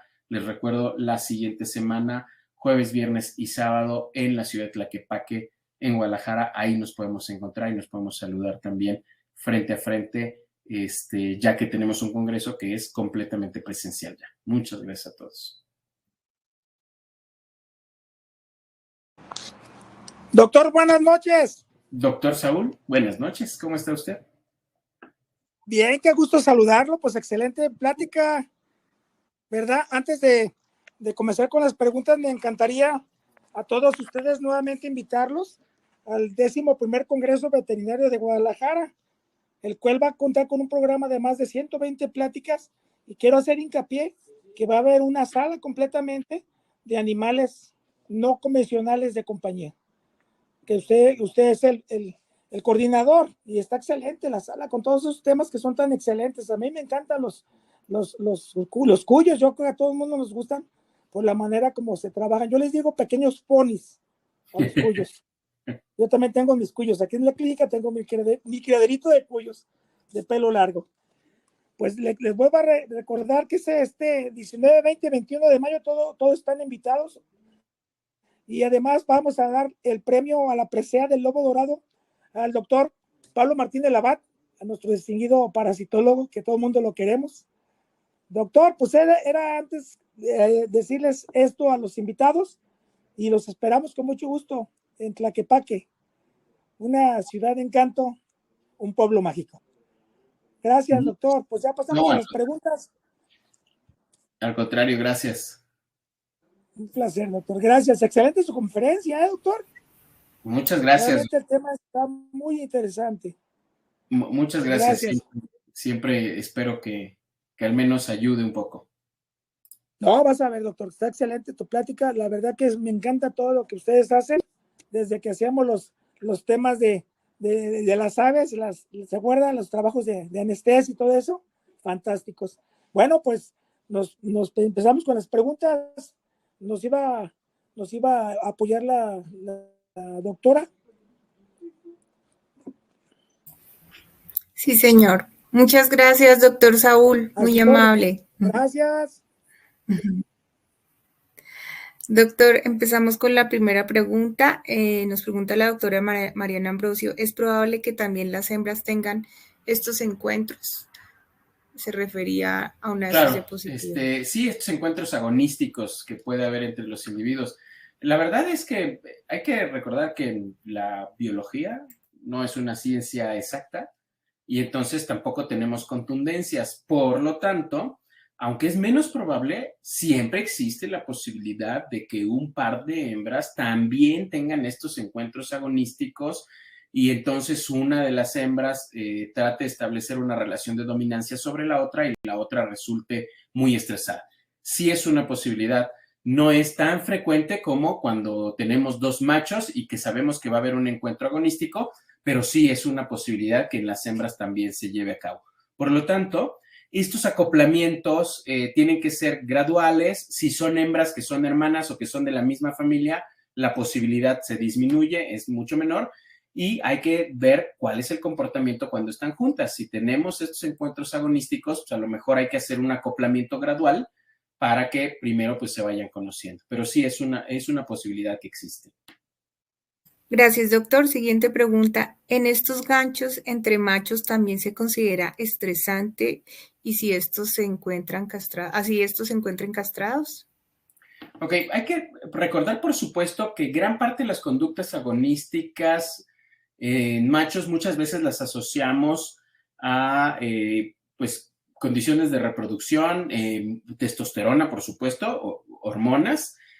Sin embargo, en algunas otras especies se ha visto que cuando las conductas ya están aprendidas, a pesar de que castremos a los individuos machos, podrían perpetuarse. Por lo tanto, ya ni siquiera es una indicación en perros, al menos de acuerdo a lo que les he aprendido a mis colegas etólogos con los que trabajo todos los días, ya tampoco es una indicación inamovible la castración en perros para disminuir las conductas agresivas.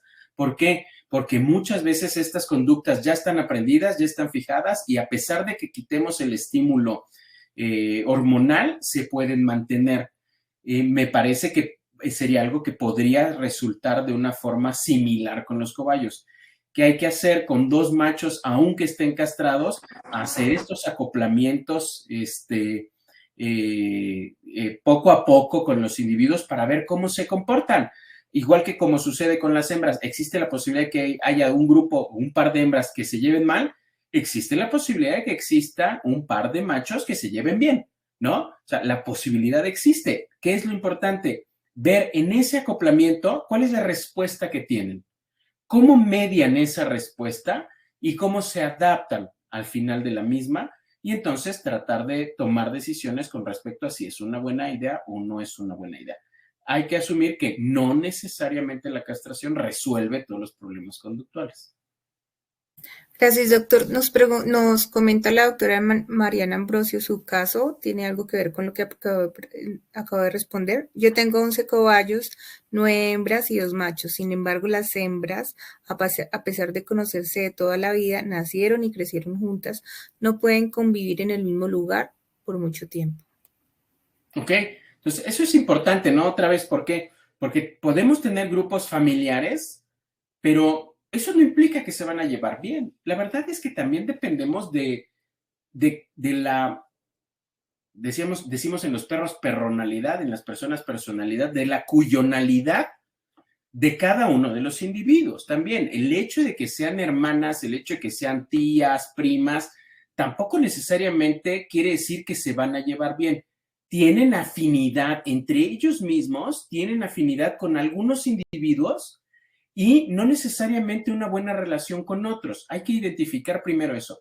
Y hay que identificar también los recursos disponibles, porque a veces lo que pasa es que son tantos animales que el recurso de espacio, el recurso de alimento, el recurso de los mejores sitios para echarse a tomar el sol, el recurso del resguardo, el recurso de los bebederos, podría ser el conflicto.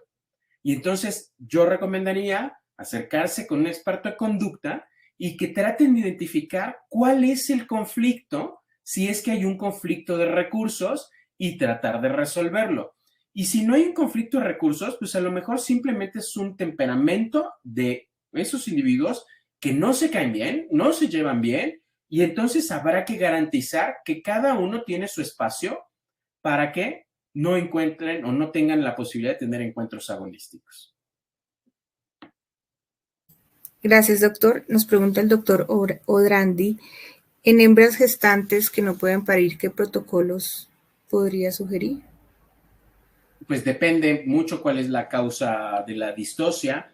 ¿no? La verdad es que se sugiere mucho que si el interés es reproducir a las hembras, tienen que ser reproducidas muy jóvenes para que pueda no, digamos, para que se aproveche el que no exista una osificación completa de la sínfisis púbica y entonces la posibilidad de que se abra un poco más el canal de parto gracias a la relaxina sea más alta que si se trata de una hembra madura o más vieja.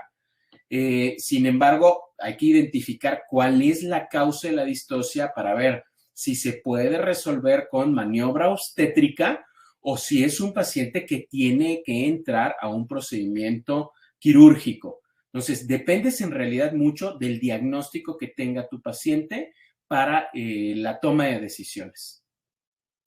Gracias. Pregunta el mismo doctor. Cuando los cobayos presentan sarna o problemas en la piel, ¿cómo lo trata usted? Normalmente los problemas de sarna y los problemas de ectoparásitos que son comunes en el caso de los cobayos, los piojos, los tratamientos con abamectinas funcionan bien. Los tratamientos, por ejemplo, ahora con selamectina o con las pipetas de selamectina o de moxidectina y midacloprid también se pueden utilizar sin mayor problema. Ya hay incluso algunos estudios para la utilización de estas sales distintas en el caso de cobayos y otras especies exóticas y son relativamente seguras. Entonces yo haría una búsqueda rápida en la web de acuerdo a la disponibilidad de sales que tengas y poder utilizarla. La verdad es que podría ser desde ivermectina, ¿no? Pensando en que a lo mejor no tengo acceso a alguna otra sal, hasta las pipetas de Revolution de selamectina y el resto de Spot-On que hay ahora en el mercado. Y me parece que la mayoría de ellas ya han sido probadas en cobayos y se pueden utilizar sin mayor problema. Gracias, doctor. Para la doctora Ambrosio, una de sus cobayas es agresión total con sus semejantes, inclusive con las personas. Solo se adapta con ella. Ella quisiera saber alguna forma de mejorar esto. Yo creo que valdría la pena ver a un etólogo. A lo mejor algo que pudo haber pasado con esa cobaya, desconozco las condiciones, pues es que a lo mejor en el periodo sensible fue destetada de una forma muy temprana de la madre y en el periodo sensible pues no hubo convivencia con otros cuyos, no hubo convivencia con otras personas y solamente hubo convivencia con Mariana, ¿no? Por ejemplo.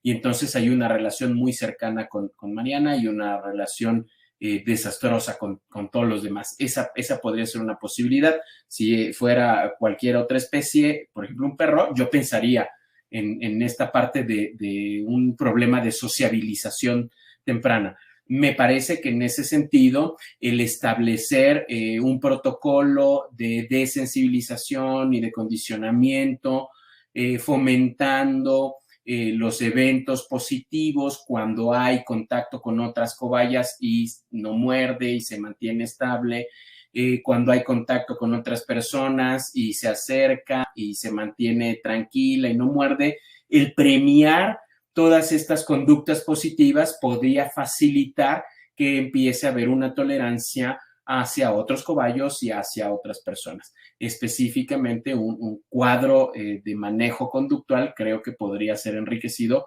con la ayuda de un etólogo clínico. Gracias, doctor. Pregunta el doctor Etel, ¿cuál sería la dieta más saludable para usted?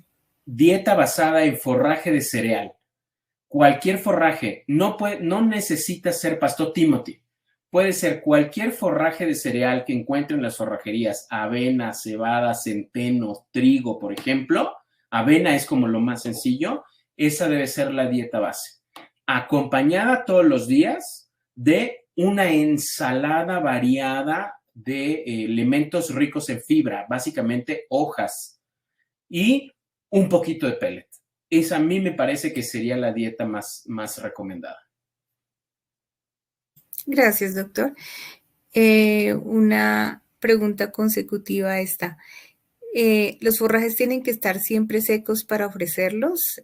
Ejemplo, heno, ¿las hierbas frescas no pierden propiedades con el proceso de secado? Sí, exacto. El enificado hace que los vegetales pierdan algunas propiedades. Vitaminas del complejo B, por ejemplo, se pierden en el proceso de nidificado, en el proceso de secado.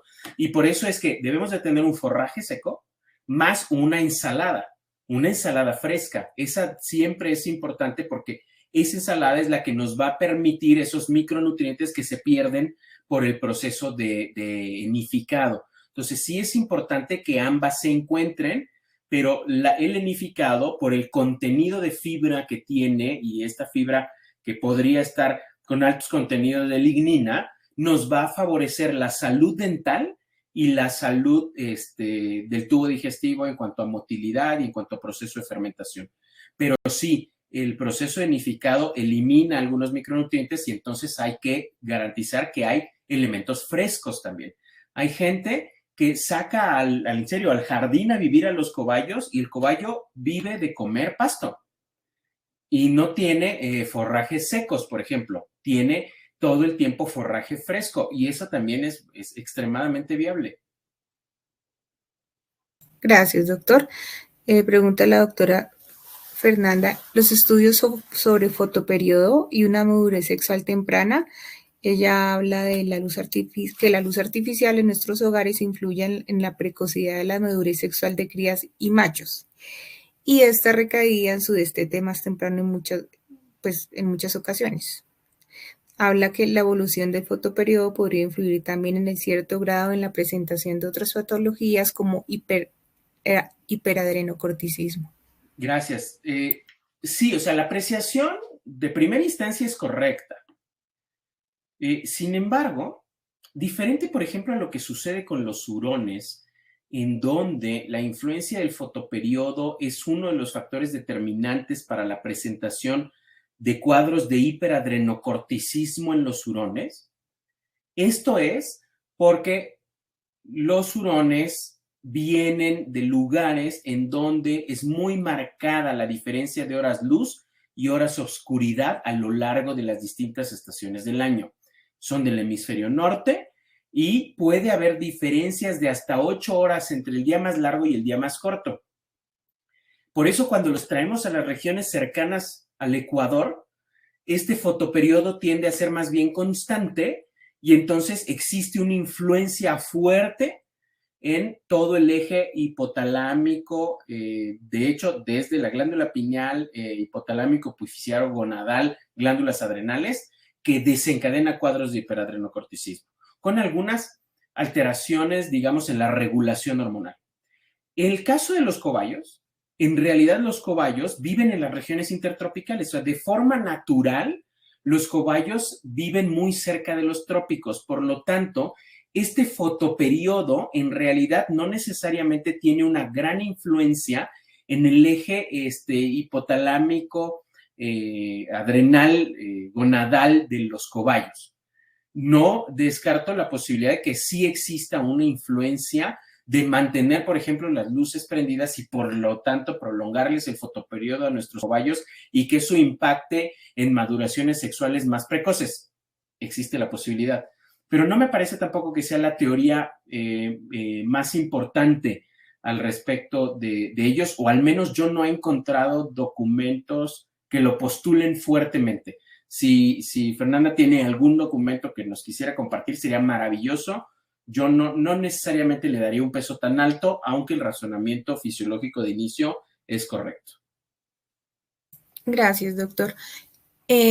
¿Con qué recomienda ustedes parasitar oral, parásitos internos? Depende que tenga el cobayo. Algo muy importante que es, digamos, una regla general que utilizamos en exóticos, pero una regla muy importante en fermentadores, independientemente si son pregástricos o posgástricos, es no hay que desparasitar de forma rutinaria con un producto que tenga una combinación de múltiples sales. ¿Por qué? Porque al ser animales que dependen mucho de la microbiota para su proceso digestivo, cuando yo utilizo productos donde tengo una combinación de varias sales, en realidad voy a impactar a gran parte de la microbiota. ¿Qué hay que hacer? Hagamos exámenes coproparasitoscópicos y hagamos desparasitaciones dirigidas específicamente hacia los grupos parasitarios que encontremos. Y entonces ahora sí, decidiré qué es lo que voy a utilizar. Voy a utilizar praziquantel, o voy a utilizar metronidazol, o voy a utilizar una abamectina. ¿De qué depende? Que me encuentre en el coproparasitoscópico seriado y entonces voy a hacer una desparasitación dirigida, particularmente si hay manifestaciones clínicas o me encuentro especies de parásitos que no deberían de estar ahí, particularmente en cantidades grandes. Entonces, la recomendación es no desparasitemos de rutina. Hagamos coproparasitoscópicos y entonces desparasitamos de una forma dirigida. Gracias, doctor. Pregunta la doctora Erika, ¿cuál sería la diferencia de la cecotrofía realizada en cobayo y la del conejo? En el caso de los lagomorfos, la cecotrofia es un proceso extremadamente bien descrito y muy detallado, con diferencias con respecto a lo que hacen los roedores, que en realidad es coprofagia. Una de las grandes diferencias es que anatómicamente los lagomorfos tienen fusus coli y válvula ileocecal. Y el fusus coli es una estructura, por supuesto, que diferencia la presencia de heces blandas contra heces duras y que tiene una corrección directa con el sistema nervioso central que le indica, por supuesto, al conejo que lo que va a salir del ano es un cecotrofo y no es un excremento duro. Ahora, el excremento duro es el excremento en el conejo que nosotros conocemos como la bolita negra hidratada pero dura que defeca normalmente el conejo. El cecotrofo en realidad es un excremento suave que se excreta en forma de racimos o de pequeños racimos protegidos por una cubierta mucosa que le dan una característica de brillo especial al cecotrofo. Esta cubierta mucosa es para proteger al cecotrofo de la digestión ácida en el estómago de los conejos que tienen un pH muy ácido, un pH que puede rondar alrededor del 3, del 2, del 3, lo cual haría, por supuesto, que si el cecotrofo no trae esta cubierta mucosa, pues prácticamente este pH tan ácido desnaturalice a los microorganismos que ahí se encuentran. La cubierta mucosa fomenta que se incremente la temperatura al interior del cecotrofo, se acelere el proceso de fermentación y mantenga la viabilidad de los microorganismos al interior del cecotrofo que posteriormente van a ya ser digeridos y absorbidos en el intestino delgado. Y eso es algo que los roedores no hacen, es algo que los roedores no tienen. Sí hay una diferencia nutricional entre un pellet de excremento y un pellet de excremento que el cobayo tomaría directamente de su ano, que nos habla de un proceso muy similar a la cecotrofia, pero que no es cecotrofia. Muchas gracias, doctor. Pregunta la doctora Liliana, ¿es verdad que no se recomienda el uso de manitol en roedores cuando hay traumatismo craneoencefálico?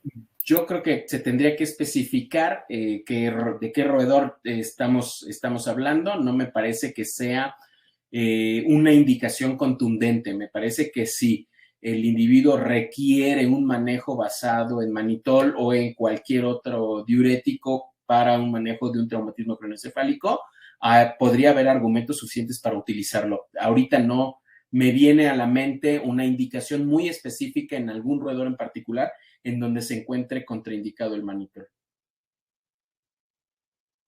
Gracias, doctor. En cuanto a VH y castraciones, ¿cuál sería la edad indicada? Pues la verdad es que teniendo animales que las 8 semanas ya podrían ser sexualmente maduros, podríamos pensar entre las 8 y las 12 semanas como una edad interesante para poderlos castrar. Algunos colegas consideran que son demasiado pequeños, que hay que dejar que maduren, y entonces lo que habrá que hacer es separarlos para evitar que venga la reproducción. Pero me parece que entre 8 y 2 semanas podría ser una edad adecuada para poder hacer la castración. Gracias, doctor. Hay algunas preguntas que son como similares, entonces no las vamos a repetir. ¿Cuál sería el piso o la temperatura indicada para un cobayo? Me parece que en ese sentido los cobayos son como muy tolerantes a los cambios de temperatura a nivel de piso. La verdad es que lo que yo consideraría es que si tienen pisos muy fríos, pisos por ejemplo como mármoles que tienden a ser muy fríos, puedas ofrecerle a los cobayos un aislante y que el cobayo decida. La verdad es que hay que darle a nuestros animales la oportunidad de tomar decisiones, no tenerlos en condiciones de medio ambiente que sean constantes todo el tiempo. Ponerles un sitio en donde exista un confort térmico, pero ofrecerles la posibilidad de que si quieren ir a acostarse en una superficie fría puedan hacerlo y que la decisión en realidad sea de ellos. O sea, a mí me parece que no me preocuparía tanto. Hay que recordar que son animales que vienen de sitios montañosos, sitios donde hace frío. No me preocuparía tanto la temperatura del piso siempre que tú le das la posibilidad de estar también en un sitio aislado. Gracias, doctor. Para tratar secotrofia, dependería del alimento. ¿Alguno en especial? La secotrofia va a depender de la alimentación. En realidad, la secotrofia va a depender de la cantidad de fibra en la dieta. No necesariamente de la marca o del concentrado. Por ejemplo, los concentrados que venden para conejos o inclusive los que venden para cobayos, muchos de ellos están basados en alfalfa, pero cumplen el requerimiento mínimo de fibra indispensable para garantizar, digamos, la salud gastrointestinal. El problema de los concentrados es el tamaño de la partícula. El tamaño de la fibra en los concentrados peletizados viene picada y entonces no genera buena masticación, genera alteraciones de masticación y a largo plazo se ha asociado con síndrome maloclusivo. Ese es el problema de los pellets, en realidad. Más aparte que están manufacturados a partir, muchos de ellos, de alfalfa y que traen grandes cantidades de proteína y grandes cantidades de calcio. Y eso podría fomentar cuadros de urolitiasis, por ejemplo. Pero el problema asociado a fibra, en realidad, es que viene picada.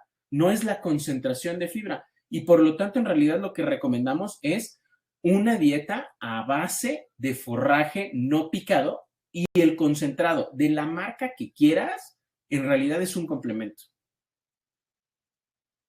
Gracias, doctor. Preguntan sobre los que están en laboratorio clínico y si hay alguna manera de frenar o alguna regulación sobre los cobayos en pruebas cosméticas. Depende de cada uno de los países. En México, por ejemplo, ya no hacemos, bueno, la legislación ya no permite la realización de pruebas cosméticas en animales. Depende del país en donde se encuentre. La opción es pues trabajar con los grupos legislativos de cada uno de los países para modificar las leyes con respecto a cuidado y bienestar de los animales y entonces verificar pues que exista como la prohibición al menos para toda la parte de cosméticos. En México ya no lo hacemos. Gracias, doctor. ¿Qué producto comercial de vitamina C recomienda para tratar el escorbuto? La verdad es que hace muchos años que no veo un cuadro clínico de escorbuto, pero si llegan a diagnosticar un cuadro de escorbuto, entonces normalmente los suplementos de uso humano son factibles para poder hacer la dosificación, particularmente los pediátricos, porque hay dos formulaciones, tabletas que pueden ser masticables o efervescentes y goteros que son de uso pediátrico. Cualquiera de las dos son una posibilidad. A mí en lo personal me gusta más el gotero porque me parece que es mucho más fácil la dosificación que pensar en fraccionar la tableta y ahí ya no tengo necesariamente el control de cuánta vitamina C le estoy dando. Entonces, lo que yo prefiero es gotero, Aderogil. Aquí en México, Aderogil C se llama el producto que usamos, que es el goterito, a 10 miligramos por kilogramo como dosis de mantenimiento, y con fecha de inicio y fecha de término. No es algo que deba de mantenerse todo el tiempo en la dieta del cobayo. Gracias, doctor. ¿Siguen las preguntas sobre la esterilización? recomendable, pero ya la contestó. Tenemos una última pregunta. Doctor, ¿qué vegetales o alimentos no indica, al contrario, no indica que se deben administrar en la dieta de los cobayos? Gracias. Pues de inicio, todos aquellos que sean altos en carbohidratos simples. Frutas, por ejemplo. Entonces, ¿hay que tenerlos muy restringidos o no hay que tenerlos? En ese mismo sentido, no frutas, pero tubérculos tendrían que estar igual de restringidos, ¿no? Zanahorias, por ejemplo, ¿no? Camotes, que la verdad es que de repente tenemos la idea que son altos en fibras, pero no, la verdad es que son muy altos en carbohidratos simples. Entonces, todo lo que sean azúcares simples hay que tenerlos restringidos. Y entonces son tubérculos y frutas y vegetales, digamos, parenquimatosos, podría yo decir, ¿no? Como jitomates, chayotes y esas cosas. ¿Qué es lo que debo de fomentar? Fibra. Entonces, todo aquello que sea fibra, hojas y pastos, está bien. ¿Qué otras cosas hay que restringir? Proteína de origen animal. No requerimos proteína de origen animal. Requieren o obtienen la proteína a partir de la fermentación bacteriana y de origen bacteriano. Entonces, me parece que en ese sentido, todo lo que sea alteraciones de fermentación puede ser una posibilidad. Y aquellos vegetales que puedan ser muy altos en minerales, particularmente calcio y particularmente aquellos que tengan carbonatos y oxalatos cálcicos que pueden favorecer a la presentación de urolitiasis, particularmente si tenemos tutores que suplementan vitamina C o dan grandes cantidades de pimiento, por ejemplo. El pimiento tiene una gran cantidad de vitamina C. Y si la vitamina C es en exceso, no se usa, se elimina por la orina. Y la eliminación por la orina acidifica la orina y favorece la precipitación de cristales de oxalato. Entonces, si tenemos muchos oxalatos, mucho calcio en esa dieta y orinas ácidas que favorezcan que se precipiten los oxalatos, tenemos una gran combinación para urolitiasis. Entonces, yo restringiría vegetales altos en calcio, alfalfas, brócolis, por ejemplo, espinacas, y restringiría alimentos con carbohidratos simples.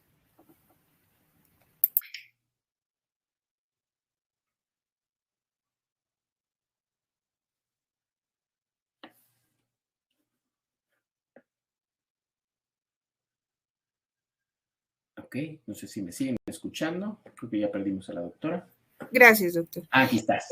Ya, había visto que en Alemania es común que ofrezcan ciertas semillas en baja cantidad, pero también ha visto que tiene ciertos beneficios, pero por otro lado los prohíben. ¿Cuál es su opinión?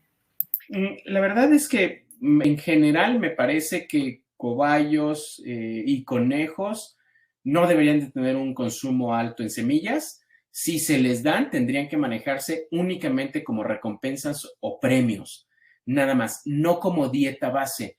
Me parece que si se maneja bajo esa circunstancia no habría mayor problema. El problema es empezar a abusar y que se convierta en un componente dentro de la dieta. Ahí sí me parece que no está justificado. Tendría que ser manejado únicamente como recompensas o como premios. Muchísimas gracias, doctor. Terminamos las preguntas. Éxitos en el Congreso de Guadalajara este 19, 20 y 21 de mayo. Muchísimas gracias por la presentación, por las preguntas. Muchísimas gracias, RMB. Muchísimas gracias a todos los asistentes. Espero podernos saludar la siguiente semana en el Congreso Veterinario de Guadalajara. Muchas gracias a todos. Gracias, doctor. Terminamos transmisión.